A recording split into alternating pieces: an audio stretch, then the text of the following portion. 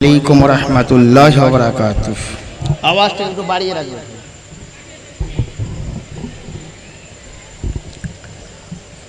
अल फातिहा अला रूह नबी सल्लल्लाहु अलैहि वसल्लम।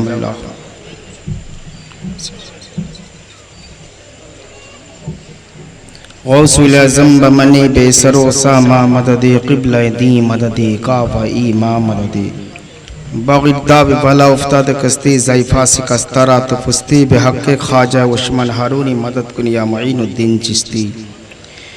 रब्बि इश्रह ली सदरी व यस्सिर ली अमरी वहलुल उक़दतम मिन लिसानी यफ़क़हू क़ौली। या रसूल अल्लाह उन्ज़ुर हालना या हबीब अल्लाह इस्मा क़ौलना। अस्सलातु वस्सलामु अलैका या रसूल अल्लाह अस्सलातु वस्सलामु अलैका या हबीब अल्लाह व आखिरु दअवाना अल्हम्दुलिल्लाहि रब्बिल आलमीन व हक़्क़ि ला इलाहा इल्लल्लाहु मुहम्मदुर रसूलुल्लाह।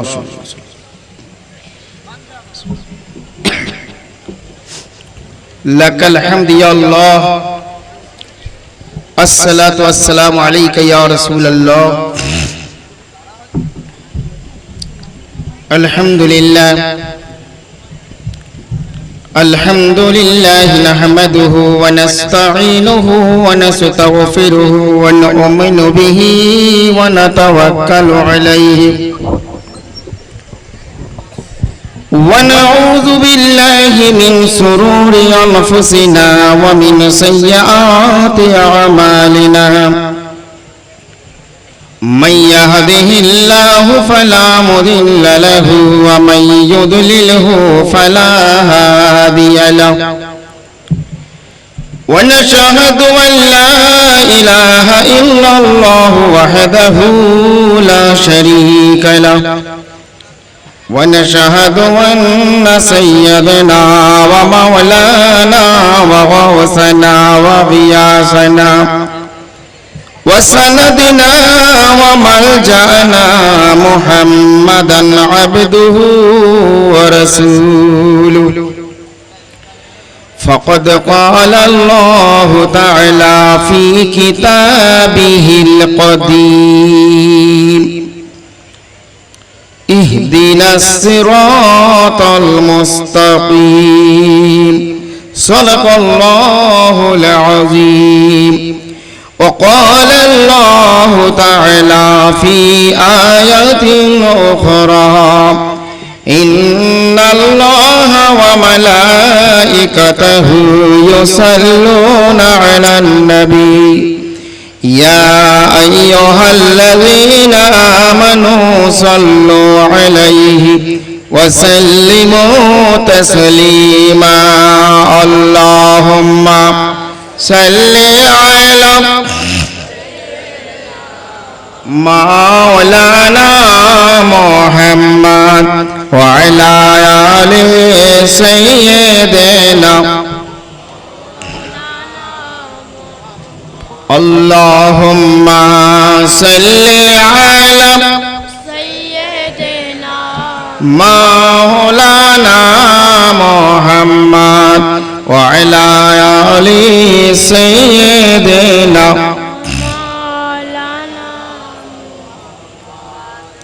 नहमदुहु व नुसल्ली अला रसूलिहिल करीम अम्मा बाद। फानुस बन के जिसकी हिफाजत हवा करे, फानुस बन के जिसकी हिफाजत हवा करे वो शमा कौन बुझाए जिसे रोशन खुदा करे। सुभान अल्लाह सुभान अल्लाह। प्यारा हाजिरीन, मुअज़्ज़ज़ मुकर्रम जनाब सभापति साहब और दीगर उलामाए मिल्लत इस्लामिया, आजकेर पवित्र उर्स पाके हजरत दीवान शाह बाबा रहमतुल्लाह अलैहिर माजार प्रांगणे उपस्थित हवा भक्तबृंद, आमार ईमानदार बुजुर्ग सुन्नी मुसलमान भाईरा, मा एवं बोनेरा, सुदूर हुगली जिला থেকে আপনাদের সামনে তশরিফ এনেছি, কিন্তু আমার বাড়ি পড়েছে একদম ভোর রাতে। যাই হোক, অল্প সময়ে দুই চারটি কথা আপনাদের সামনে পেশ করব। আল্লাহ পাক আমাদের সকলকে যেন আমল করার তৌফিক দেন, বলুন আমিন।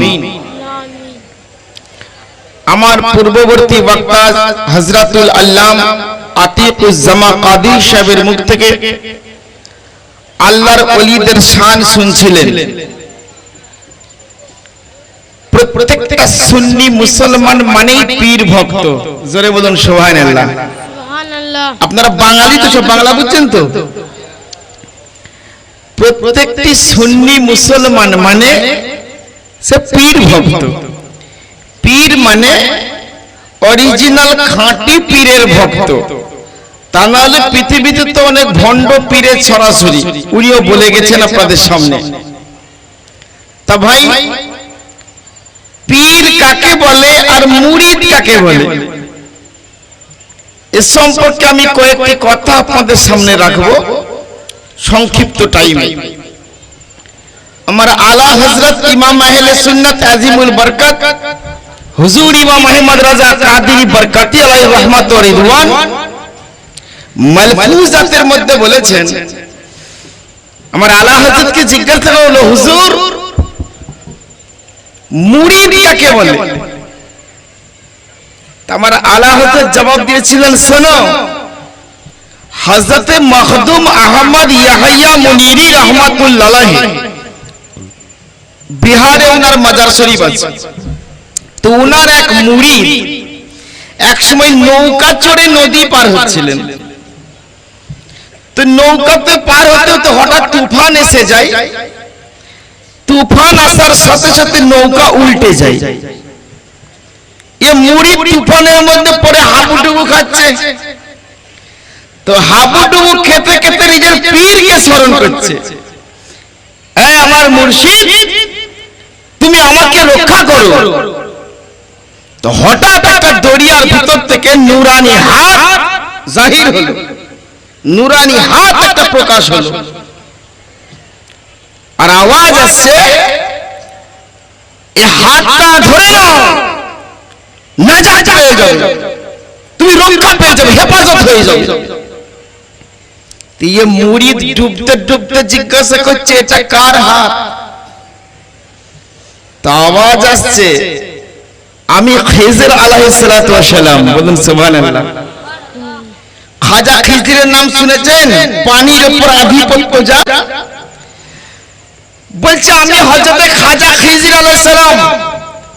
তো মুরিদ বলছে, আমি তো ওই দামান ধরিনি, আমি তো ওই হাতটা ধরিনি, আমি ধরবো না। আমার আলা হযরত বলছেন যে খিজির আলাইহিস সালামের হাত গায়েব হয়ে গেল। পরক্ষণে আবার একটা হাত জাহির হলো। বলছে মুরিদ, এই দামানকে ধরে নাও, হাতকে ধরে নাও, নাজাত পেয়ে যাবে। মুরিদ জিজ্ঞাসা করছে, কার হাত? তিনি বলছেন, আমি তোমার পীর শেখ আহমদ ইয়াহইয়া মুনিরি। জোরে বলেন সুবহানাল্লাহ। সঙ্গে সঙ্গে ইনি গিয়ে হাতটা মজবুত করে ধরে নিলেন, নাজাত পেয়ে গেলেন। আলা হযরত বলছে, মুরিদ বলে একে যার পীরের প্রতি এরকম অটুট বিশ্বাস। জোরে বলেন সুবহানাল্লাহ। সুবহানাল্লাহ। হযরত নিজামউদ্দিন আউলিয়া রাহমাতুল্লাহ নাম আপনারা শুনেছেন? জি, নিজামউদ্দিন আউলিয়া রাহমাতুল্লাহ এর বিখ্যাত মুরিদ হযরত আমির খসরু। আমির খসরু কেমন মুরিদ ছিলেন জানেন? একদিন ফজরের নামাজ পড়ে হযরত নিজামউদ্দিন আউলিয়া রাহমাতুল্লাহ আলাইহি তার মুরিদ আমির খসরুকে নিয়ে যমুনা নদীর কিনারায় কিনারায় হাঁটছেন। তো নদীর উপর দিয়ে মৃদু মন্দ বাতাস, ঠান্ডা ঠান্ডা হাওয়া আসছে, হুজুরের গায়ে লাগছে। একটা উঁচু টুপি পরেছিলেন নিজামউদ্দিন আউলিয়া। তো জোরে বাতাস আসছে, তো হাওয়ার তেজে নিজামউদ্দিন আউলিয়ার মাথার টুপিটা বেঁকে গিয়েছে। উনি খেয়াল করেননি, ওই অবস্থায় পথ চলছেন। তো যেতে যেতে দেখছেন যমুনা নদীর পানিতে, এক কোমর পানিতে কিছু হিন্দুদের মেয়ে ছেলে, হিন্দু মহিলা নেমে সূর্য মাত্র উদয় হচ্ছে লাল হয়ে এই সূর্যের দিকে মুখ করে স্তবে স্তুতি করছে, সূর্যকে বন্দনা করছে।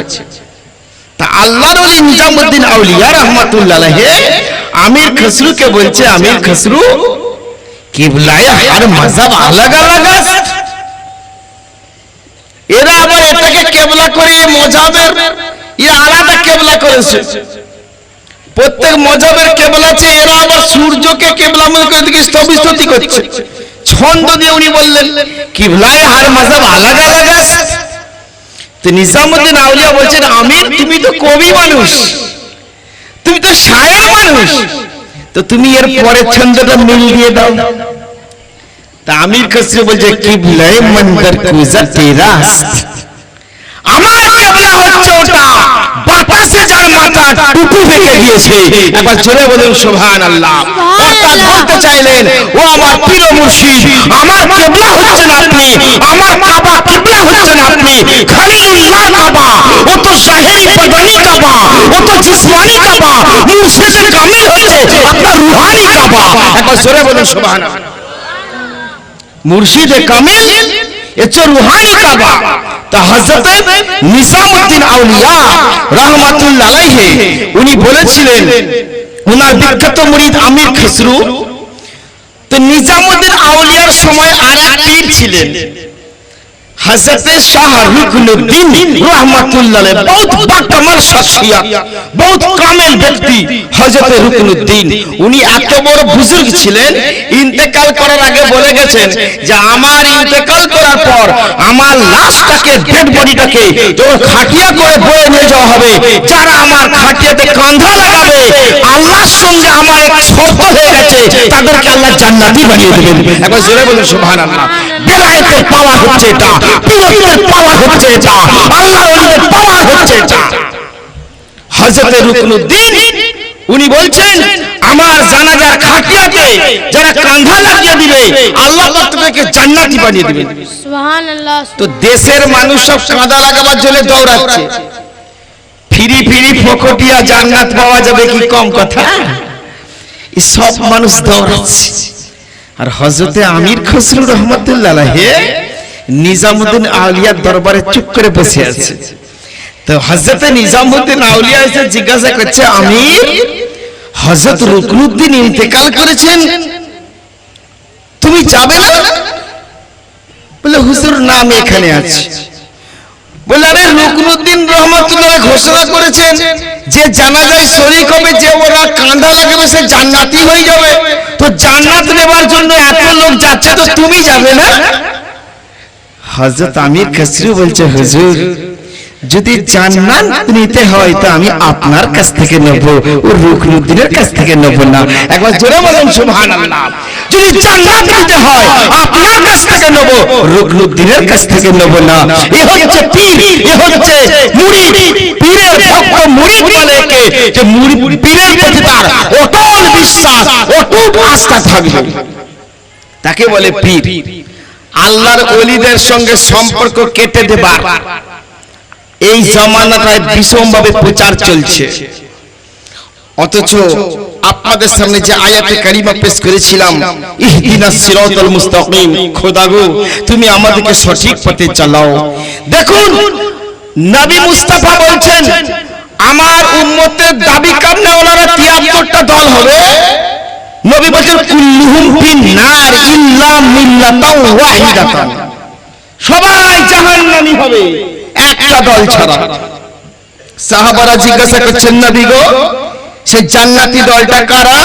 তো দয়ার নবী মুস্তাফা বলছেন মা আনা আলাইহি ওয়া আসহাবি, আমি এবং আমার সাহাবারা যে মতপথের উপর, যে আকীদার উপর কায়েম আছি, এই মতপথ আকীদার উপর যারা কায়েম থাকবে তারা হবে জান্নাতি দল।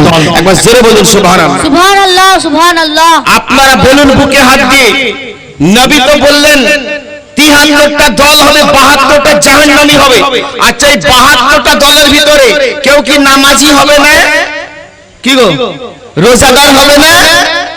হাফেজকারী মুফতি হবে না? তাই 72টা দলের ভিতরে নামাজি থাকবে, রোজাদার থাকবে, টুপিওয়ালা থাকবে, দাড়িওয়ালা থাকবে, আপনার হাফেজ থাকবে, কারি থাকবে, মোল্লা মৌলবি থাকবে। নবী বলছেন তবু তারা জাহান্নামে যাবে আকীদা তার খারাপ হওয়ার কারণে। নবী মুস্তাফা বললেন আমার সাহাবাদের যে আকীদা, আমার যে আকীদা, এই আকীদার উপর যারা কায়েম থাকবে তারা হবে জান্নাতি দল। সাহাবাদের আকীদা কেমন নবী সম্পর্কে, আর এই যুগের ওয়াহাবির আকীদা কেমন নবী সম্পর্কে? দুটোকে আপনি তালি করে দেখুন, দেখবেন সুন্নি মুসলমানদের যে আকীদা সাহাবা হুজুরদের তাই আকীদা ছিল। জোরে বলুন সুবহানাল্লাহ। বুখারী শরীফ একটা হাদিস আছে, দয়ার নবী মুস্তাফার দরবারে একটা থুতথুরি বুড়ি বৃদ্ধা রমণী নবীর দরবারে গেলেন, গিয়ে বলছে ইয়া রাসূলুল্লাহ, আমার একটি মাত্র পুত্র সন্তান ছিল, একটি ছেলে ছিল, ইসলামের জন্য জিহাদ করতে গিয়ে শহীদ হয়ে গেছে। হুজুর গো, আমি আপনার কাছে জানতে এলাম আমার ছেলে কি হালতে আছে বলুন, আমার ছেলে কি অবস্থায় আছে বলুন। যদি শুনি আমার ছেলে ভালো অবস্থায় আছে তাহলে আমি খুব খুশি হয়ে যাব, আর যদি শুনি আমার ছেলে খারাপ অবস্থায় আছে হুজুর আমি প্রচুর কান্নাকাটি করব। হুজুর আপনি বলুন আমার ছেলে কি অবস্থায় আছে। হ্যাঁ ভাই, নবীজি তো বলতে পারতেন, ও বুড়িমা তুমিও যেখানে আমিও সেখানে, তোমার ছেলে মৃত্যুর পর কি অবস্থায় রইল সে খবর আমি জানবো কেমন করে। নবী এটাও তো বলতে পারতেন যে দাঁড়াও বুড়ি দাঁড়াও, জিবরাইল ফেরেশতা আসুক তাকে জিজ্ঞাসা করে তবে তোমাকে বলবো। কিন্তু না, সঙ্গে সঙ্গে দয়ার নবী মুস্তাফা বলছেন, ও বুড়িমা শোনো, এ পর্যন্ত যারা আল্লাহর রাস্তায় শহীদ হয়ে গেছেন তাদের সাথে আল্লাহ কথা বলেছেন, পর্দার সাথে কথা বলেছেন, কিন্তু তোমার ছেলে এমনই নসিবওয়ালা, তোমার ছেলে এমনই খুশনসিব, তোমার ছেলে এমন ভাগ্যবান, তোমার ছেলে শহীদ হওয়ার পর আল্লাহ পাক তার সাথে কথা বলেছেন তো বিনা পর্দায় কথা বলেছেন। জোরে বলুন সুবহানাল্লাহ। তাহলে নবী মুস্তাফার নজর 18,000 মখলুকাতের প্রতি। নবী বলে তাকে যিনি জমিনে থাকলেও আসমানের খবর বলতে পারেন, নবী বলে তাকে যিনি জমিনে থাকলেও বেহেশতের খবর বলতে পারেন, নবী বলে তাকে যিনি জমিনে থাকলেও জান্নাতের খবর বলতে পারেন, দুজকের খবর বলতে পারেন, নবী বলে তাকে যিনি এক জায়গায় থেকে সৃষ্টি জগতের খবর বলতে পারেন, নবী বলে তাকে যিনি জমিনে থাকলেও বেহেশতের খবর বলতে পারেন, নবী বলে তাকে যিনি জমিনে থাকলেও খোদার খবর বলতে পারে। জোরে বলুন সুবহানাল্লাহ। আর এই যুগের মৌলবীর আকীদা বলছে নবী দেওয়ালের ওপারে থাকলে দেওয়ালের ওপারে কি হয় নবী জানে না। বুঝতে পেরেছেন? আরে নবী তো নবী, নবীর উম্মত ওলি হুজুর শাহিন সাহেব বাগদাদ রওশন জমি পীরানে পীর দস্তগীর মেহবুব সুবহানী গাউসে সামদানি হযরত বড় পীর আব্দুল কাদের জিলানী রাদিয়াল্লাহু তাআলা আনহু বলছেন, নজরতু ইলা বিলাদিল্লাহি জামিয়ান কা খারদালাতিন আলা হুকমি ইত্তিশালি। এই জগৎবাসী শোনো শোনো, আমি আব্দুল কাদের জিলানী আমি আল্লাহ সৃষ্টি জগৎকে এরকম দেখি যেমন আমার হাতের তালুতে সরষের দানা। একবার জোরে বলুন সুবহানাল্লাহ। আমার হাতের তালুতে যেমন সরষের দানাকে দেখি আল্লাহ সৃষ্টি জগৎকে এইরকম দেখি। আপনারা বলুন, गुलाम का जब ये आलम तो आका का आलम क्या होगा, ओली का जब ये आलम तो नबी का आलम क्या होगा। ভাইরা আমার, নবী মুস্তাফা সাল্লাল্লাহু আলাইহি ওয়াসাল্লামের সঙ্গে সম্পর্ক যদি কায়েম করেন, নিসবত যদি কায়েম করেন, আপনার দাম আল্লাহ বাড়িয়ে দেবেন। আজকে শুনলাম আমি হযরতে দিওয়ান শাহ বাবা রহমাতুল্লাহ আলাইহির মাজারের উদ্দেশ্যে শুধু মানতের গরু এসেছে 50-এর অধিক, আবার কত মুরগি, কত ছাগল, কত মোরগ, কত খাসি সমস্ত এসেছে। আর এত মানুষ আপনারা আল্লাহর ওলির দরবারে হাজিরি দিয়েছেন। আল্লাহর ওলিদের দাম এত বেড়ে গেল কেন? এক শ্রেণীর মৌলবী মৌলানারা ফতোয়া দিয়ে বেড়াচ্ছে ওলির দরবারে যাওয়া যাবে না, ওলির মাজারে চাদর দেওয়া যাবে না, ওলির মাজারে ফুল দেওয়া যাবে না, ওলির দরবারে যাওয়া শিরক, ওলির কোনো কিছু করার ক্ষমতা নাই। এ কথা একজনের মোল্লা মুলি ফতোয়া দিচ্ছে। আল্লাহ বলছে, মৌলবীর দল তোরা কত ফতোয়া দিবি দে, আল্লাহর ওলিদের লোক পাঠানোর দায়িত্ব আমার। জোরে বলুন সুবহানাল্লাহ। আপনি চলে যান আজমির শরীফে, হাজারো লোকের ভিড়, বরেলি শরীফ চলে যান, হাজারো লোকের ভিড়, কাচুটা শরীফ চলে যান, হাজারো লোকের ভিড়, পাটন চলে যান, হাজারো লোকের ভিড়, দেওয়ান চলে যান, হাজারো লোকের ভিড়, আপনি বাংলাদেশ শরীফ চলে যান, হাজারো লোকের ভিড়, আপনি যে কোনো ওলি দরবারে চলে যান, ভুটিয়ারি চলে যান, হাজারো লোকের ভিড়, পাথরচাপড়ি চলে যান, হাজারো লোকের ভিড়, বুজরুগ হিজরি শরীফ চলে যান, হাজারো লোকের ভিড়, বড় বড় আউলিয়া কেরামের দরবারে চলে যান, হাজারো লোকের ভিড়। আর শিরক বিদআতের ফতোয়া দেনেওয়ালা, এই রাত লাগানেওয়ালা মৌলবী মরে যাবে, 2 মাস 6 মাস পর তার কবর সমান হয়ে যাবে, ধারে পাশে কেউ যাবে না। ঠিক কি না বলেন? হ্যাঁ, তাদের কবরের ধারে পাশে কেউ যাবে না। আল্লাহর ওলির মাজারে বলছে চাদর দেওয়া শিরক, হারাম, নাজায়েজ। দলিল দিতে বললি অবস্থা খারাপ। আজ থেকে 2 বছর আগে আমি আল্লাহর ওলির মাজারে চাদর ফুল দেওয়া জায়েজ কিনা 8খানা দলিল, প্রামাণ্য দলিল দিয়ে আমি বিজ্ঞাপন চেপে গোটা পশ্চিম বাংলার যত দেওবন্দি ওয়াহাবি তবলিগীদের মাদ্রাসা আছে সব রেজিস্ট্রি করে পাঠিয়েছি। তাদের কাছে চ্যালেঞ্জের মোকাবেলায় জবাব চেয়েছি। আজ পর্যন্ত কোনো 24 নম্বর মাকাম মৌলবি এই জবাব দিতে পারেনি। এখন জোরে বলুন সুবহানাল্লাহ। আল্লাহর ওলির মাজারে চাদর দেওয়া জায়েজ। আর কাঁচা ফুল আল্লাহ তাসবিহ পাঠ করে, শুধু আল্লাহর ওলি বলে কথা নয়, সমস্ত মুমিন মুসলমানের কবরে কাঁচা ফুল দেওয়া যায়। ফাতায়ে আলমগীরি কিতাবুল কারাহিয়া প্রথম অধ্যায়ে লেখা রয়েছে ওয়াদুল ফুরুদ ওয়া রাহিনা আলা কুবুরিল মুমিনিনা হাসানুন। মুমিন মুসলমানের কবরেতে খুশবু দেওয়া এবং কাঁচা ফুল দেওয়া যায় উত্তম কাজ। আপনার মায়ের কবরে ফুল দিবেন, বাপের কবরে ফুল দিবেন, চাচার কবরে ফুল দিবেন। মৌলবি মৌলানা থেকে শুরু করে আপামর জনসাধারণ যারা মুমিন মুসলমান, যদি কোনো বেনামাজি মুসলমানও মরে যায় তার কবরে ফুল দেওয়া যায়। যদি বেগারি মুসলমানও মরে যায় তার কবরে ফুল দেওয়া যায়। দয়ার নবী মুস্তাফা বলেন যে কাঁচা ফুল আল্লাহ তাসবিহ পাঠ করে। হযরত আনাস রাদিয়াল্লাহু তাআলা ইন্তেকাল করার সময় নিজের বেটাদেরকে নসিহত করে যাচ্ছেন। কিতাবটার নাম নুজহাতুল কারি সারা বুখারী।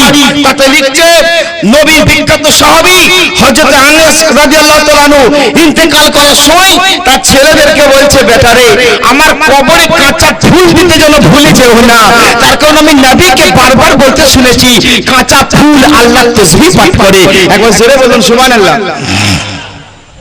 তাফসীরে রুহুল মায়ানের 400 পৃষ্ঠায় লেখা আছে আল্লাহর ওলির মাজারে হাক্কানি আলেম ওলামা সুফি দরবেশদের কবরে মাজারে চাদর দেওয়া জায়েজ। ফাতায়ে আলমগীরিতে লেখা আছে আল্লাহর ওলিদের মাজারে চাদর দেওয়া জায়েজ। ফাতায়ে শামী আব্দুল মুহতারে লেখা আছে আল্লাহর ওলিদের মাজারে চাদর দেওয়া জায়েজ। তারপর আপনার ফাতায়ে বাসাজিয়া, ফাতায়ে খায়রিয়া এই সমস্ত কিতাবে লেখা আছে আল্লাহর ওলির মাজারে চাদর দেওয়া যায়। মিশকাত শরীফের ব্যাখ্যা আপনার মিরাতুল মানাজি, মিশকাতুল মাসাবিহ এই কিতাবে লেখা আছে আল্লাহর ওলিদের মাজারে চাদর দেওয়া যায়। ভারত বিখ্যাত মাসলার কিতাব বাহরে শরীয়তে লেখা আছে আল্লাহর ওলির মাজারে চাদর দেওয়া যায়। বলুন সুবহানাল্লাহ। এই দলিল না জানা মৌলবি না যায় শিরকের ফতোয়া দেয়। আমি বলি যে মৌলবি কথাই কথাই বলবে শিরক তার কপালে ঠুকে দেবে পেরে, তাহলে ঈমান হয়ে যাবে ব্রেক। ভাইরা আমার, এই রকম মৌলবিদের কথা শোনা হারাম, যারা নবী বিরোধী ওলি বিরোধী কথা বলে। আমরা আহলে সুন্নাত জামাতের মুসলমান, আমরা জানি বিনা ওসিলায় আল্লাহ পাওয়া যাবে না, ঠিক কি না বলেন? হ্যাঁ, আজকাল কিছু লোক বলছে ওসিলা মানব না, ই ডাইরেক্ট। বুঝতে পেরেছেন? বর্তমান কিছু আমাদের বাংলাদেশের মানুষ, পশ্চিম বাংলার মানুষ হানাফি ঘরের ছেলে। আপনারা বাঙালি মুসলমান ভালো করে যদি অন্তরে কথাগুলো রাখতে পারেন তো উপকার দেবে। হানাফি ঘরের ছেলে সৌদি আরবে সোনার কাজ করতে গেছে, সোনার কাজ করতে গিয়ে সৌদি আরবের ভাবধারাকে নিয়ে বেঈমান হয়ে ফিরে এসেছে। এরকম কত নজির আমার কাছে আছে।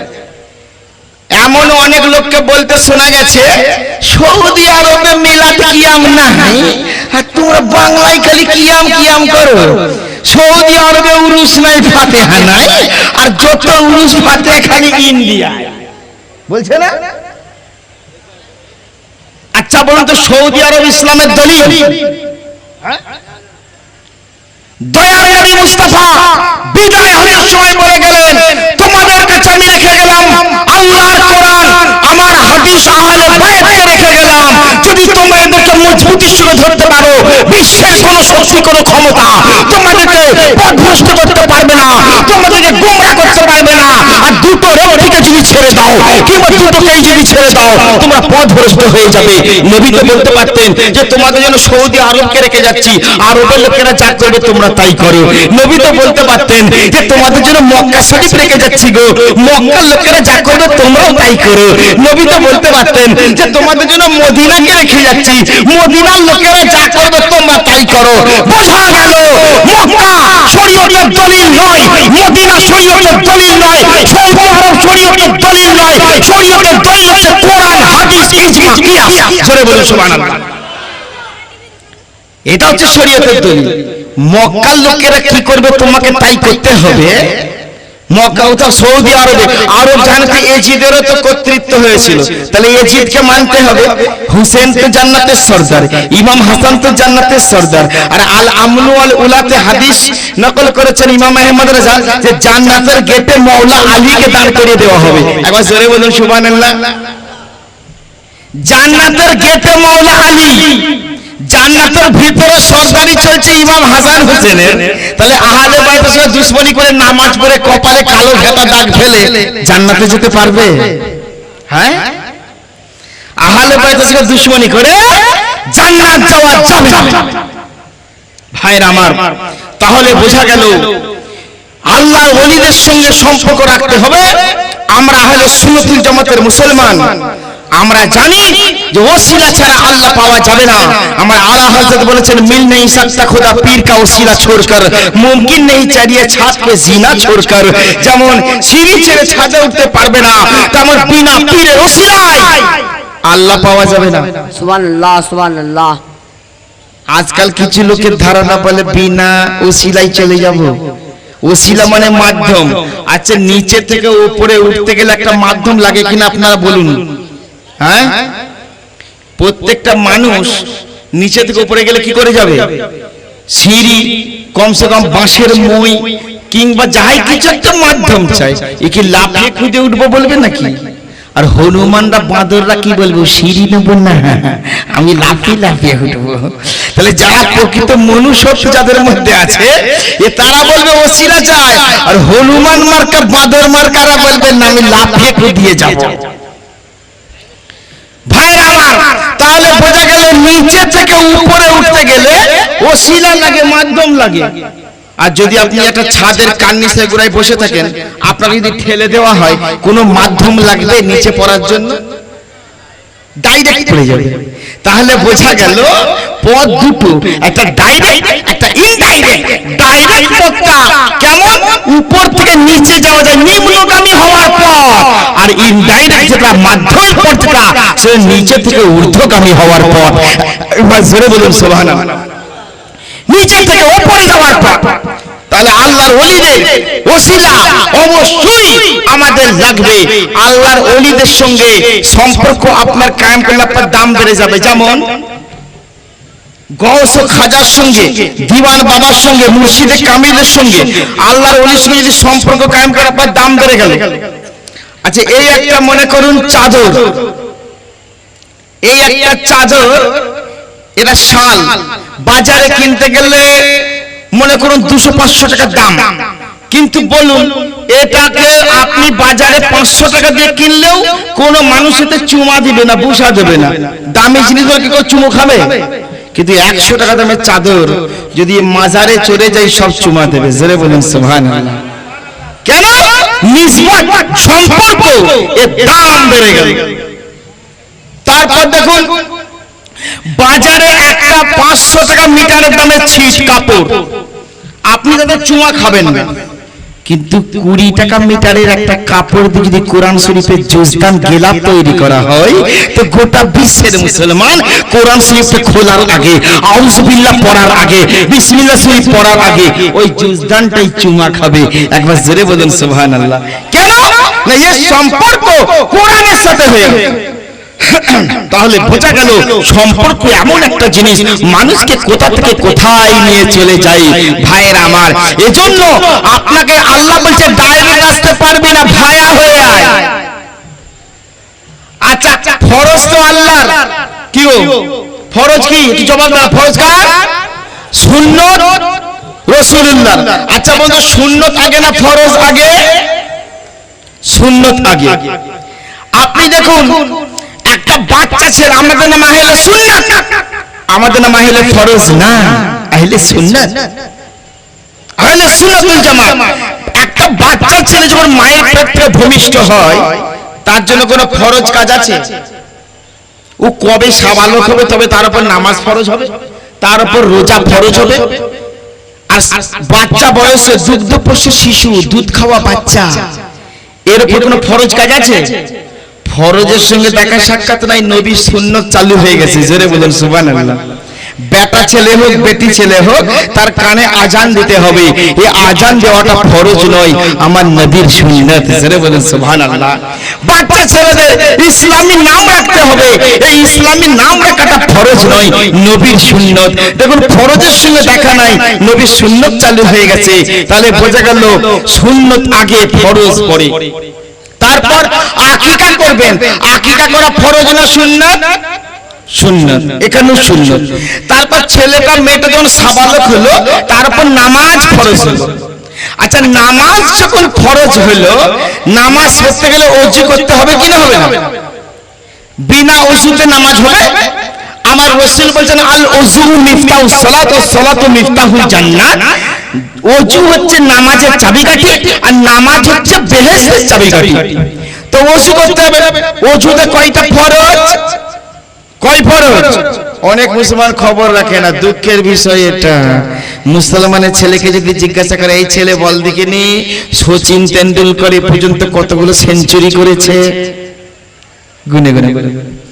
এই মুসলমানের বাচ্চা বলো তো সৌরভ গাঙ্গুলি কতগুলো এ পর্যন্ত সেঞ্চুরি করেছে, বলে দেবে গুনে গুনে। আচ্ছা বলো তো শাহরুখ খান, আমির খান, অমিতাভ বচ্চন, তারপরে জয়া প্রদা, হেমা মালিনী, এইসব এরা, জুহি চাওলা, এরা কতগুলো বইয়ে নায়ক নায়িকার পাঠ করেছে?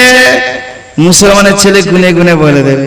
আচ্ছা ছেলে বলো তো ওযুর কটা ফরজ? তা তো জানি না হুজুর। মানে কি ইসলামী চর্চা আপনার আমার ভিতরে নাই। শুনুন মুসলমান, আল্লাহ পাক কোরআন শরীফে বলেছেন ওযুর মধ্যে 4 ফরজ। কয় ফরজ? আল্লাহ বলেন ইজা কুমতুম ইলাস সালাতি ফাগসিলু ওয়ুজুহাকুম ওয়া আইদিয়াকুম ইলাল মারাফিক ওয়া আমসাউ রুউসাকুম ওয়া আরজুলাকুম ইলাল কাআবাইনে। আল্লাহ বলেন যখন তোমরা নামাজের জন্য প্রস্তুতি নেবে তোমরা মুখমণ্ডলটা ধো, 2 হাত কনুই পর্যন্ত ধো, মাথাটা মাসা করো আর 2 পা ভোরঘাট পর্যন্ত ধুয়ে ফেলো। এই 4 ফরজ। তাহলে ওযুর প্রথম নম্বর ফরজ হচ্ছে মুখমণ্ডল ধোয়া, আপনার ফেসটাকে ধুয়ে নেওয়া, প্রথম ফরজ ওযু। আচ্ছা ওযু করতে গেলে আপনি ফার্স্টে গিয়ে কি মুখটা ধুয়ে ফেলেন? ফার্স্টে কি মুখ ধোন? ফার্স্টে কি করা হয়? 2 হাত কবজি পর্যন্ত পানি নিয়ে ধোয়া হয়, এটা রাসূলুল্লাহর সুন্নাত। মুখে পানি নিয়ে কুল্লি করা হয়, এটা ফরজ নয় সুন্নাত। তারপর নাকে পানি দেওয়া হয়, এটা ফরজ নয় সুন্নাত।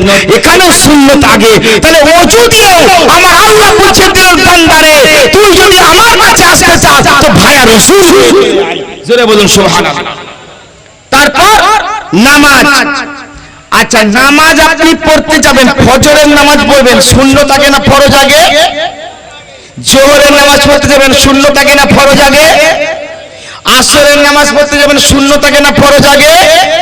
মাগরিবের নামাজের সময় সংক্ষেপ, আপনার ফরজকে আগে রাখা হয়েছে। এশার নামাজ পড়বেন, সুন্নাত আগে না ফরজ আগে? তাহলে নামাজকে দিয়ে আল্লাহ বুঝিয়ে দিলেন ভায়া রাসূল হয়ে আমার দরবারে তুই আই। তারপর রমজানের রোজা রাখা ফরজ। কাল আল্লাহ বলছে কাল থেকে ফরজ রোজা রাখবি বান্দা। আজকে আমার নবীর সুন্নাত তারাবি দিয়ে রমজান শরীফকে বরণ করে নে, একবার জোরে বলুন সুবহানাল্লাহ। তাহলে রোজা দিয়েও আমার আল্লাহ বুঝিয়ে দিলেন যে নবীর সুন্নাতকে দিয়ে শুরু কর, ভায়া রাসূল হয়ে আমার দরবারে চলে আয়। তাহলে নবীকে বাদ দিয়ে আল্লাহকে রাজি করা যাবে? আজকে দিওয়ান সাহেব বাবা রহমাতুল্লাহ মাজারে এত লোক আসছে কেন? ইনি নবীর দিওয়ানা, জোরে বলুন সুবহানাল্লাহ। আল্লাহর ওলিদের এত দাম, সব আজকে এখানে হনুমানজি হুজুর দিওয়ান সাহেবের মাজার চমকাচ্ছে, বেরেলি শরীফ চমকাচ্ছে, কচৌজা শরীফ চমকাচ্ছে, আপনার দেওয়ার শরীফ চমকাচ্ছে, আজমির শরীফ চমকাচ্ছে, বাগদাদ শরীফ চমকাচ্ছে, বাসমতি শরীফ চমকাচ্ছে, হিজলি শরীফ চমকাচ্ছে, ঘুটিয়ারি শরীফ চমকাচ্ছে, পাথর চাপড়ি চমকাচ্ছে, হার ওলি দরবার চমকাচ্ছে। এই চমক আসছে তো রসুলের দরবার থেকে আসছে। তার কারণ পাওয়ার হাউস হচ্ছে মদিনা। আমার আলা হযরত আজিমুল বরকত মুজাদ্দিদ দ্বীন ও মিল্লাত ইমাম আহমদ রাজা খান কাদরি বরকতি ফাজিল বড় নবী रहमतुल्लाह বলেন, ইয়া রাসূলুল্লাহ চমক মুঝसे पाते हैं सब पाने वाले, मेरा दिल भी चमका दे चमकाने वाले। ইয়া রাসূলুল্লাহ আপনার কাছ থেকে চমক সবাই পাচ্ছে, এই ওলি আল্লাহরা চমকে যদি রাসূল থেকে চমকেছে। জোরে বলেন সুবহানাল্লাহ। সম্পর্ক নবীর সঙ্গে কায়েম করলে দাম এত বেড়ে যায়, আপনার গোলামি বনের পশু পর্যন্ত করবে। বুঝতে পেরেছেন ভাইরা? আপনাদেরকে একটা মিসাল দেব। আমাদের ভারতবর্ষের প্রধানমন্ত্রীর নাম হচ্ছে ডক্টর মনমোহন সিং। আপনারা বলুন, এই ডক্টর মনমোহন সিং এই লোকটা যদি একাকী খালি হাতে যদি সুন্দরবন জঙ্গলে ঢুকে যায়, আর ঢুকে গিয়ে যদি দেখে একটা বিশাল হিংস্র বাঘ এরকম হা হা করে ছুটে আসছে আক্রমণ করার জন্য, আর ডক্টর মনমোহন সিং যদি বলে, এই বাঘ খামোশ, জানিস I am prime minister of India, আমি হচ্ছি ভারতবর্ষের প্রধানমন্ত্রী, খামোশ, ওখানে দাঁড়া, কিছু বলবি না। আপনারা বলুন সকলে বুকে হাত দিয়ে, ওই বনের বাঘ আপনার মনমোহন সিংকে ছেড়ে দেবে? হ্যাঁ, ছাড়বে না। আচ্ছা, প্রাক্তন প্রধানমন্ত্রী অটল বিহারী বাজপেয়ী যদি জঙ্গলের মধ্যে ঢোকে আর বাঘের সম্মুখীন হয়, আর যদি বলে এই বনের বাঘ দাঁড়া, আমার বিশাল ক্ষমতা, তুই আসিস না, বাজপেয়ীর কথা শুনবে? আচ্ছা, আপনার ডব্লিউ বুশ আমেরিকার হেড অফ দ্য ডিপার্টমেন্ট, মার্কিন যুক্তরাষ্ট্রের প্রেসিডেন্ট, এই লোকটা যদি খালি হাতে আফ্রিকার জঙ্গলে ঢোকে, আর আফ্রিকার জঙ্গলে ঢুকে যদি বলে, একটা যদি বিশাল বাঘ আসে, আর যদি বাঘের সামনে পড়ে যদি বুশ বলে, এই বনের বাঘ তুই দাঁড়া ওখানে, জানিস আমার কত ক্ষমতা, আমার আঙুলের ইশারায় কত পৃথিবীর দেশগুলো চলে, গোটা বিশ্বের উপর আমি দাদাগিরি করি, তুই জানিস আমার ক্ষমতা কত, অতএব তুই ওইখানে দাঁড়া। হ্যাঁ ভাই, বনের বাঘটা বুশের কথা শুনবে?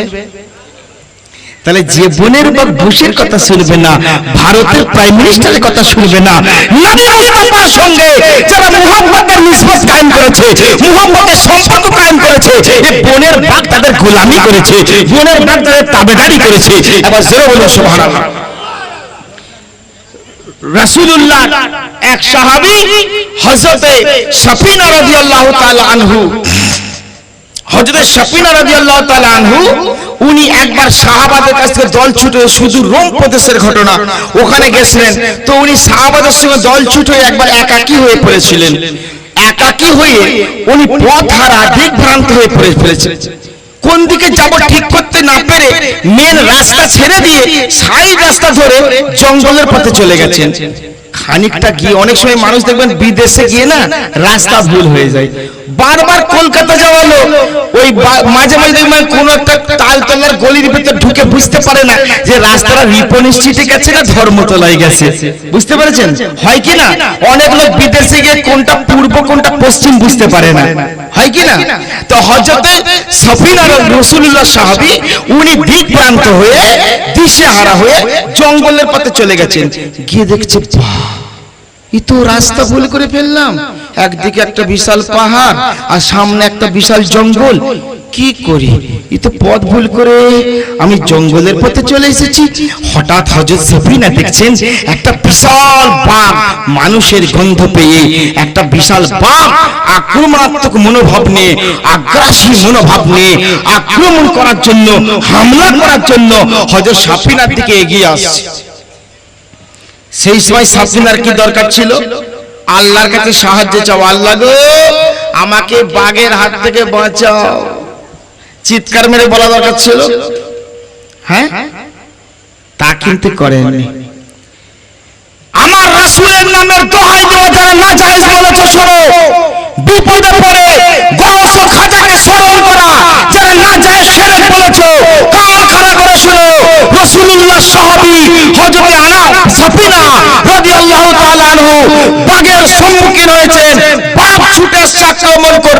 তখন রাসূলুল্লাহ সাহাবী বলছেন ইয়া আবাল হার ক্বালা সাফিনাতা ইয়া আবাল হারিসে আনা মাওলা রাসূলুল্লাহ সাল্লাল্লাহু আলাইহি ওয়াসাল্লাম। হযরত সাফিনা বলছেন হে বনের পশুরাজ পাক শোনো শোনো, আমি হচ্ছি রাসূলুল্লাহর একজন গোলাম। একবার জোরে বলুন সুবহানাল্লাহ। বাহ, তুমি আমাকে আক্রমণ করতে আসছো? আমি নবীর গোলাম। হযরত সাফিনা যখন এই পরিচয় দিয়েছেন, ওরে বনের বাঘ শোন, আমি হচ্ছি রাসূলুল্লাহর গোলাম। সঙ্গে সঙ্গে বনের বাঘ অনুগত কুকুরের মতন পা গুলো দুমড়ে দিয়ে হযরত সাফিনার সামনে বসে পড়ল। বলুন সুবহানাল্লাহ।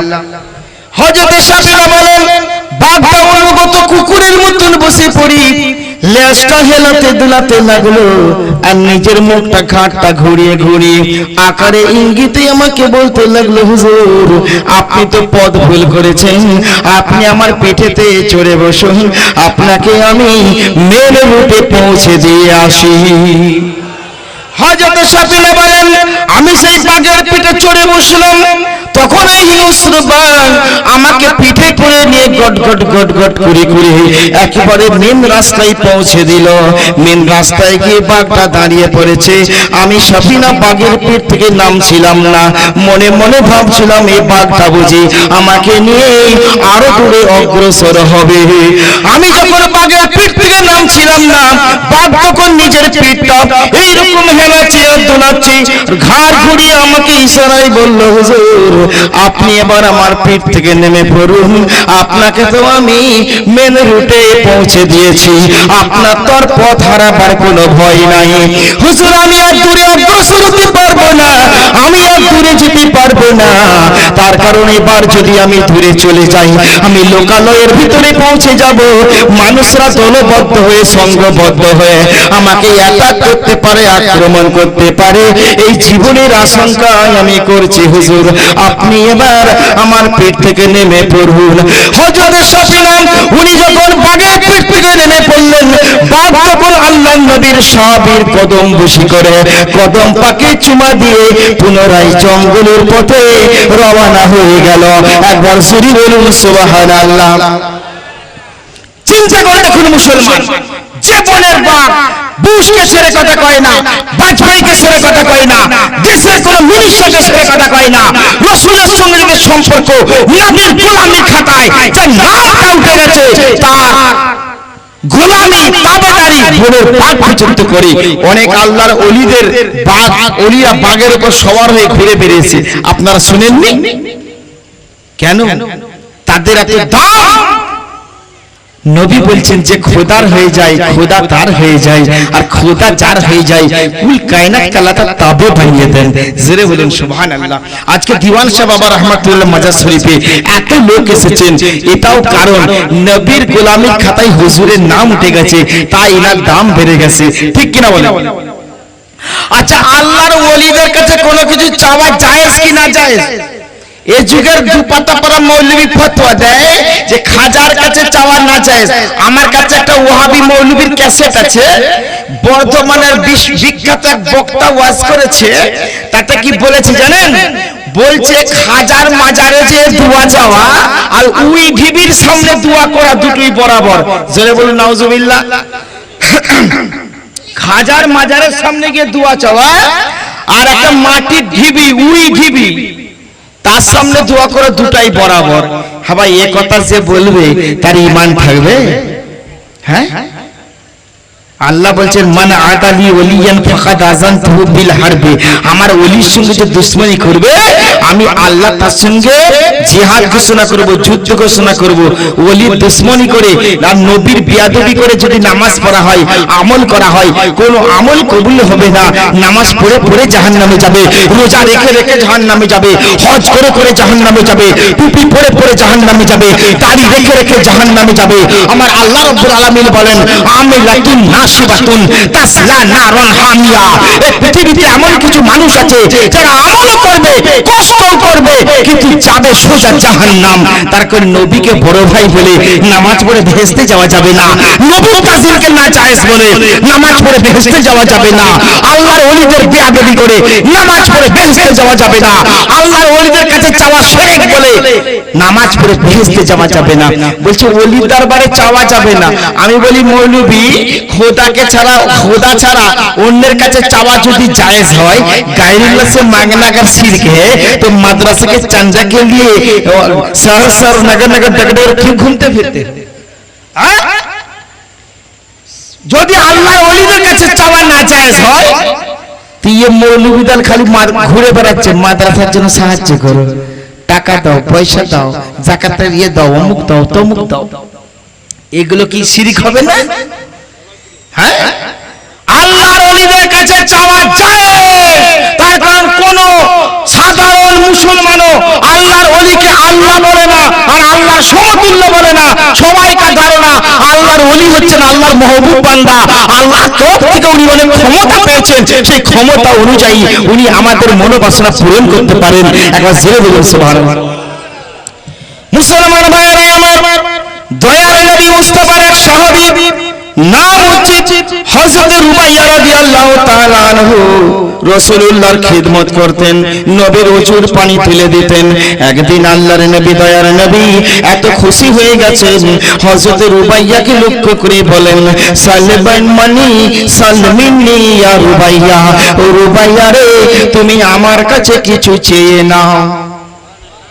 নবী বলছেন আমার কাছে চেয়ে নাও। নবী তো শিরক মেটাতে এসেছিলেন না, শিরক শিখাতে এসেছিলেন। এ বুখারী শরীফের হাদিস এটা। নবী বলছেন রুবাইয়া রে, তুমি আমার কাছে কিছু চেয়ে নাও। হযরত রুবাইয়া নবীর সাহাবী বলছেন, ইয়া রাসূলুল্লাহ, আমি আপনার কাছে আল্লাহর জান্নাত চাইছি। জোরে বলুন সুবহানাল্লাহ। নবী তো বলতে পারতেন, কি গো রুবাইয়া, তুমি তো মস্ত বড় শিরক করে ফেললে।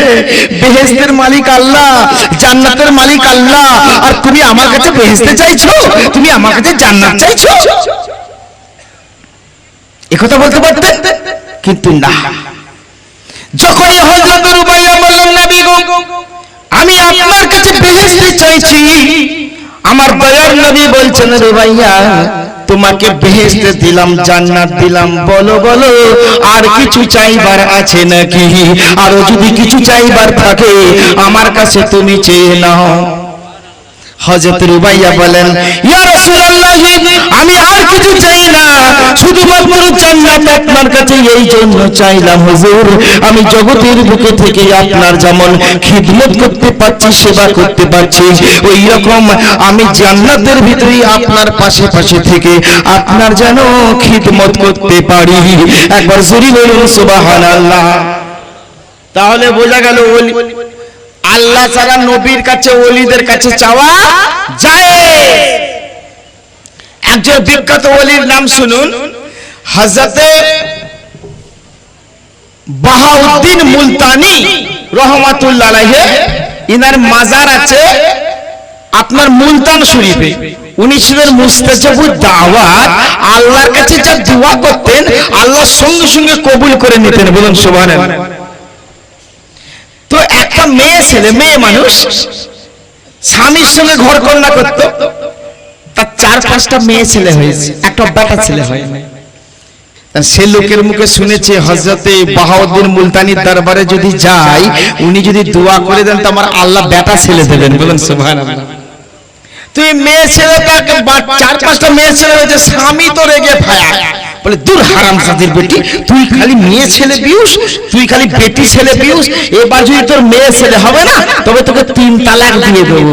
হ্যাঁ ভাই, আছে না আমাদের সমাজে এমন অনেক পুরুষ মানুষ যে বইয়ের বারবার মেয়ে ছেলে হয় বলে, কন্যা সন্তান হয় বলে খালি বউকে ঘিতে হয়। হ্যাঁ, আচ্ছা বলুন তো, এ বারবার যদি কোনো মহিলা কন্যা সন্তান ভূমিষ্ঠ করে, তার জন্য কি সে বউটা দোষী? আপনারা কি বলেন, বউটা দোষী? যুক্তির খাতিরে মানতে গেলে দোষী হচ্ছে বাপ, মা নয়। কেন? কোরআন শরীফে আল্লাহ বলেছেন, নিসাউকুম হারসুল লাকুম, তোমাদের বিবিরা তোমাদের জন্য ক্ষেত, তোমাদের জন্য জমি। তো বিবির জরায়ু, তোমার স্ত্রীর গর্ভাধান, ওটা হচ্ছে জমি, ওটা ক্ষেত। আর বীজ বপনকারী হচ্ছে তুমি বাপ। তো তুমি যদি মেয়ে ছেলের বীজ বপন করো মেয়ে ছেলে হবে, বেটা ছেলের বীজ বপন করো তো বেটা ছেলে হবে। তো জমির দোষ না যে রুইয়েছে তার দোষ? তুমি ঢেঁড়সের দানা ছড়িয়ে দিয়েছে বলছে আমি লঙ্কা নেবো, হ্যাঁ গমের দানা ছড়িয়ে বলছে আমি ধান গাছ নেবো, হবে? আসলে দোষ বাপ যুক্তিতে বিচার করলে, কিন্তু হাকিকাতে তাও না। ব্যাপারটা সম্পূর্ণ কার? আল্লাহর। কার ব্যাপার? কার ব্যাপার? বেটা ছেলে তো মেয়ে ছেলে তো কার কাজ? আল্লাহর কাজ। আল্লাহ রাব্বুল আলামিন বলেন আমি যাকে ইচ্ছা পুত্র সন্তান দিই, আবার যাকে ইচ্ছা কন্যা সন্তান দিই, আবার যাকে ইচ্ছা পুত্র দিই কন্যাও দিই, আবার যাকে ইচ্ছা পুত্র কন্যা আমি কিছুই দিই না। এটা সম্পূর্ণ আল্লাহর ব্যাপার। তা না হলে দেখবেন পৃথিবীর বুকে লক্ষ লক্ষ কোটি কোটি টাকার মালিক হয়ে বসে আছে, বেটা ছেলে তো বেটা ছেলে একটা মেয়ের জন্য হন্যে হয়ে ঘুরে বেড়ায়। ঠিক কিনা বলেন? ব্যাপারটা আল্লাহ। ভাইরা আমার, ওই জল্লাদ মার্কা স্বামী তার বিবিকে বলেছে তোর বারবার মেয়ে ছেলে হয়, এবার যদি তোর মেয়ে ছেলে হবে তবে তোকে 3 তালাক দিয়ে দেবো। ও মেদিনীপুরের মুসলমান কান খাড়া করে শোনো, পুরুষ মানুষ হয়েছেন বলে বিবির জন্য তালাক শব্দ উচ্চারণ করবেন চলবে না। দয়ার নবী বলছেন দুটো নিকৃষ্ট হালাল আছে পৃথিবীর বুকে, সবচাইতে নিকৃষ্ট হালাল একটা হচ্ছে ভিক্ষা বৃত্তি করা, ভিক করে চেয়ে নেগে খাওয়া, আর একটা হচ্ছে বিবির জন্য তালাক শব্দ উচ্চারণ করা। এই দুটো হচ্ছে সবচাইতে পৃথিবীর মধ্যে নিকৃষ্টতম হালাল। খবরদার পুরুষ হয়েছেন বলে বিবির জন্য তালাক শব্দ উচ্চারণ করবেন চলবে না। ভাইরা আমার, ওই জল্লাদ মার্কা স্বামী তার বিবিকে বলেছে বিবি এবার যদি তোর বেটা ছেলে না হয়, যদি তোর মেয়ে ছেলে হয় তবে তোকে 3 তালাক দিয়ে দেবো।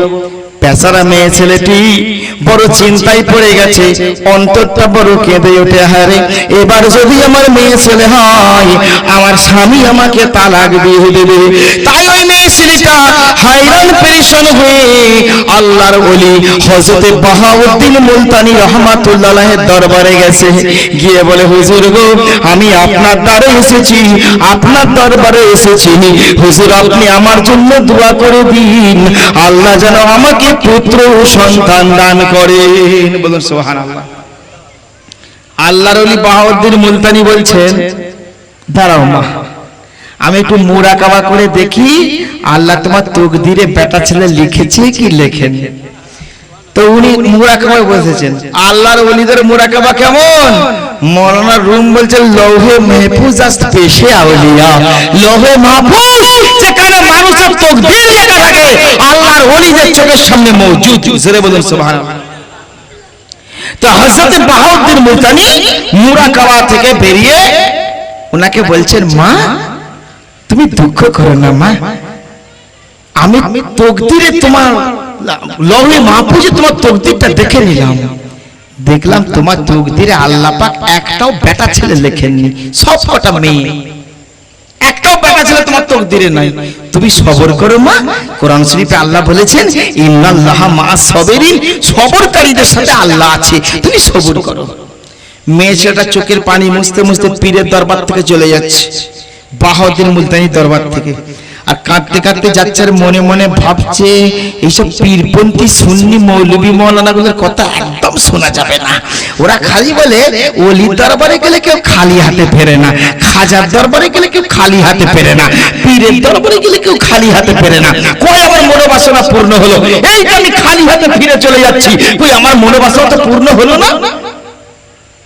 কাঁদতে কাঁদতে চলে যাচ্ছে। হ্যাঁ ভাই, আমরা বিশ্বাস করি কিনা যে ওলির দরবার থেকে কেউ খালি হাতে ফিরবে? আমি বলি খাজার দরবার থেকে, ওলির দরবার থেকে কোন মানুষ খালি হাতে ফিরবে না। যদি কোন ওয়াহাবি, দেওবন্দি, জামাত ইসলামী কিংবা জমিয়ত উলামায়ে হিন্দের কোন সদস্য মৌলবী যদি কোন ওলির দরবারে আসে সেও খালি হাতে যাবে না। যদি বলেন কেন? শুনুন তবে, সুন্নি মুসলমানরা, পীরপন্থী মুসলমানরা, পীরের ভক্তরা, পীরের আশিকরা ওলির দরবারে যাবে, কেউ ফুল নিয়ে যাবে, কেউ চাদর নিয়ে যাবে, কেউ আগরবাতি নিয়ে যাবে, কেউ সুরভি নিয়ে যাবে, কেউ ধূপ নিয়ে যাবে, কেউ গোলাপ পানি নিয়ে যাবে, আর কেউ যদি কিছু না পারে অন্তত মনের ভক্তিটা নিয়ে যাবে। যখন অলির দরবারে যাবে, ফিরে যখন আসবে, মাথায় বোঝাই করা নেকি নিয়ে ফিরবে, স্বভাব নিয়ে ফিরবে। কিন্তু যদি কোনো 24 নম্বর এইরকম মৌলবি চলে যায়, যদি কোনো দেওবন্দি চলে যায়, যদি কোনো জামাত ইসলামী চলে যায়, যদি কোনো জমিয়ত উলামা হিন্দের কোনো সদস্য মৌলবি কোনো ওলির দরবারে চলে যায়, তো সুন্নি মুসলমানদের কার্যকলাপগুলো দেখবে আর নাক ছিটকাবে, চোখ ঘোরাবে, মুখ বাঁকাবে, মনে মনে করে ইস এসব শিরক করছে, এসব হারাম করছে, এসব নাজায়েজ করছে। তো এই মৌলবি যখন ওলির দরবার থেকে ফিরে যাবে, এক বোঝা পাপ নিয়ে গুনাহ নিয়ে দরবার থেকে ফিরে চলে যাবে। মোট কথা খালি ফেরার কোনো সিন নাই, হয় নেকি নিয়ে ফিরবে নতুবা গুনাহ নিয়ে ফিরবে। একবার জোরে বলে সুবহানাল্লাহ। ওলির দরবার হতে কেউ খালি হাতে ফেরে না। হ্যাঁ, তো এই মেয়েটার চোখের পানি মুছতে মুছতে যাচ্ছে, ভাবছে কই আমার মনের বাসনা তো পূর্ণ হলো না রে বাবা। কাঁদতে কাঁদতে যাচ্ছে, এরকম বাচ্চা ছেলে একটা ছোট ছোট এসেছে। সে বলছে মা কি ব্যাপার, তুমি দাদা জানের দরবারে গেলে হাসতে হাসতে, আবার ফিরে যাচ্ছ কাঁদতে কাঁদতে, ব্যাপারটা কি? তখন ইনি বলছে বাবা তুমি ছোট ছেলে, তোমাকে কি বলবো, তোমাকে কি বল। নারায়ে তাকবীর, নারায়ে তাকবীর, নারায়ে রিসালাত, নারায়ে রিসালাত, নারায়ে তাকবীর। ভাইরা আমার একটু খেয়াল করে শুনুন। তখন এই ছেলেটি বলছে আপনি ফিরে যাচ্ছেন কেন? বলছে শোনো, আমি তোমার দাদা জানের দরবারে গিয়েছিলাম, শুনেছিলাম তোমার দাদার দোয়াই নাকি মানুষের সমস্ত মনোবাসনা পূর্ণ হয়ে যায়। বাবা আমার একটাও বেটা ছেলে নাই, আমি আমার শুধু মেয়ে। আমার স্বামী বলেছে এবার যদি তোর বেটি ছেলে হবে তোকে তালাক দিয়ে দেবো, এই জন্য তোমার দাদার কাছে এসেছিলাম একটা বেটা ছেলের জন্য দোয়া করাতে। কিন্তু তোমার দাদা বললো যে একটাও বেটা ছেলে তোমার তকদিরে নেই। তখন এই বাচ্চা ছেলেটি বলছে আমার দাদা এই কথা বললেন আর তুমি ফিরে চলে যাচ্ছ। বলে কি করবো বাবা, ফিরে যাব না তো। বলছে না না না, ফিরে যাওয়া হবে না, ফের আমার কাছে চলে যাও তুমি। ছোট ছেলেটা বলছে। বলছে কেন বাবা? বলে আমার দাদা জানকে গিয়ে বলো যে হুজুর আল্লাহ যদি আমার তকদিরে বেটা ছেলে লিখে থাকবে তো আপনার দরবারে কেন আসতে যাব। জোরে বলুন সুবহানাল্লাহ। আল্লাহ তকদিরে লিখলে আপনার কাছে এলেই বা কি না এলেই বা কি হবে? আল্লাহ তকদিরে লেখেনি বলি তো আপনার কাছে এসেছি, এইটা বলুন। ছেলের হিকমত দেখেছেন? আহা ওলির ঘরানা না, ওলির ঘরানা, রাসূলের ঘরানা।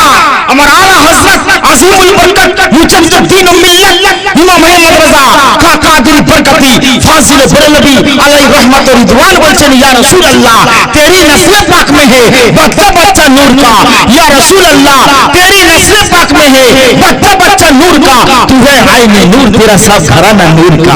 জোরে বলেন সুবহানাল্লাহ। তো যখন এই ছেলেটির মুখে শুনে মেয়েটা বল এ তো সুন্দর কথা বলেছে, এ তো ভারী যুক্তির কথা বলেছে, চলে গেছে ঘুরে আমার ওলি দরবারে গেছে। তা আল্লাহ ওলি হযরতে বাহাউদ্দিন জাকারিয়া মুলতানি রাহমাতুল্লাহ আলাইহি মেয়েটিকে বলছে কি গো মা তুমি যে ঘুরে ঘুরে আবার ফিরে এলে যে? বলছে হুজুর আপনি বললেন আমার তকদিরে নাকি আল্লাহ একটাও বেটা ছেলে লেখেননি, তো আমার তকদিরে তকদিরে যদি আল্লাহ লিখে থাকবে তাহলে তো আমার আপনার কাছে আসতে যাব কেন, অটোমেটিকই হবে। কিন্তু তকদিরে লেখেনি বলি তো আপনার কাছে এসেছি। হুজুর আপনি কি করছেন? আল্লাহর ওলি হযরতে বাহাউদ্দিন মুলতানি জোশের মধ্যে চলে এসেছেন, নিজে আঙুল তুলে বললেন বেটি রে তুমি এই কথা তো আগে বলনি, তুমি কোথায় পেলে বলো। বলে হুজুর অমুক একটি ছোট ছেলে বলেছে। বলে শোনো ও হচ্ছে আমার পোতা, শোনো তুমি এই আশা নিয়ে যখন আমার দরবারে পুনরায় এলে, যাও যাও বেটি ফিরে যাও, আমি তোমাকে একটি পুত্র সন্তান দিলাম, দুটো পুত্র সন্তান দিলাম, তিনটি দিলাম, চারটে দিলাম, পাঁচটা দিলাম, ছটা পুত্র সন্তান দিলাম, যাও মা যাও, আমি তোমাকে 7টা পুত্র সন্তানের জননী বানিয়ে দিলাম। জোরে বলুন সুবহানাল্লাহ। কিতাবের মধ্যে এসেছে আল্লাহর ওলির ওই মুখের কথাকে আল্লাহ কবুল করে নিয়েছেন। ওই মেয়ে ছেলেটা পরস্পর 7টা বেটা ছেলের জননী হয়েছিলেন। একবার জোরে বলুন সুবহানাল্লাহ। ভাইরা আমার, এবার বোঝা যায় আল্লাহর ওলিরা জবান দিয়ে যেটা বলেন সেটাই আল্লাহ পাক কবুল করে নেন।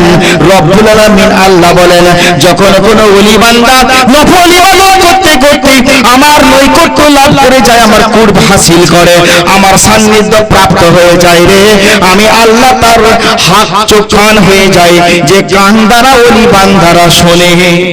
কুনতু সামাউল্লাযী ইয়াসমাউ বিহি, আমি ওলি বান্দার কান হয়ে যাই, যে কান দ্বারা ওলি বান্দারা শোনে।